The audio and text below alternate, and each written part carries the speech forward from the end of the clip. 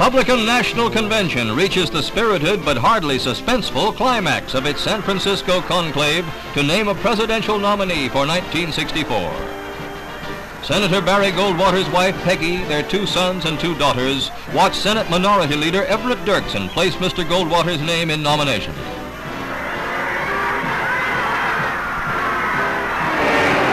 For more than a half hour, the Goldwater backers, who were in preponderance in the vast Cow Palace, whoop it up for the senator.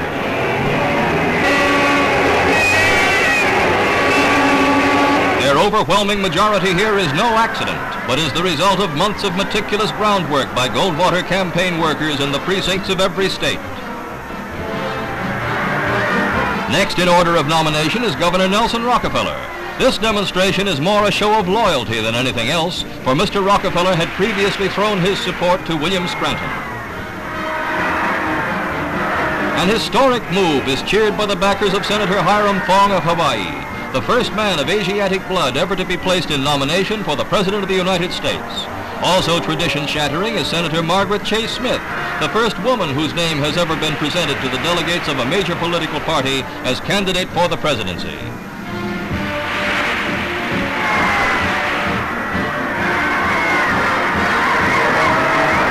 Attention is now centered on the box where Governor Scranton's family is watching the final act of this political drama. His name is placed in nomination by Dr. Milton Eisenhower, brother of the former president. Candidate for the presidency of the United States, William Warren Scranton of Pennsylvania.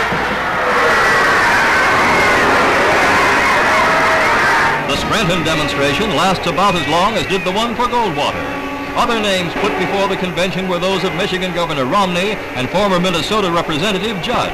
But the nearest thing to a contest was between Scranton and Goldwater. The senators' votes climb inexorably toward the 655 necessary for a Goldwater nomination. Although the result had been obvious for some days, the senators' supporters greet each gain with renewed jubilation.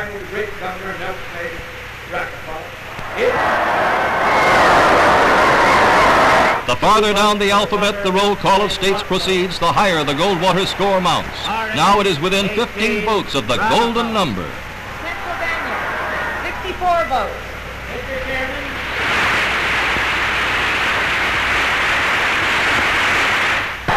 The polling moves so rapidly and with such gaining momentum that it is only 23 minutes after the voting begins that the fateful votes that push Mr. Goldwater well over the top are cast by the delegation from South Carolina. South Carolina, 16 votes. Mr. Chairman, I'm really grateful that we can do this for America. South Carolina cast 16 votes for Senator Barry Goldwater. Before the night is over, the delegates are to learn their candidate's choice for his running mate. He is 50-year-old William Miller, New York congressman and chairman of the Republican National Committee.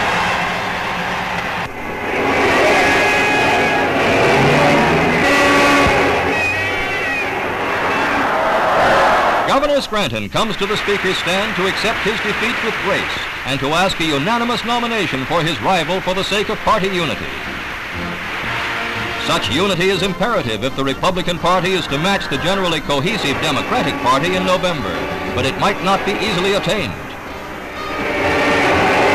For Senator Goldwater's triumph takes the leadership of his party away from the Eastern Liberal bloc and places it with the Western Conservatives for the first time since 1936, a remarkable achievement by a tireless campaigner.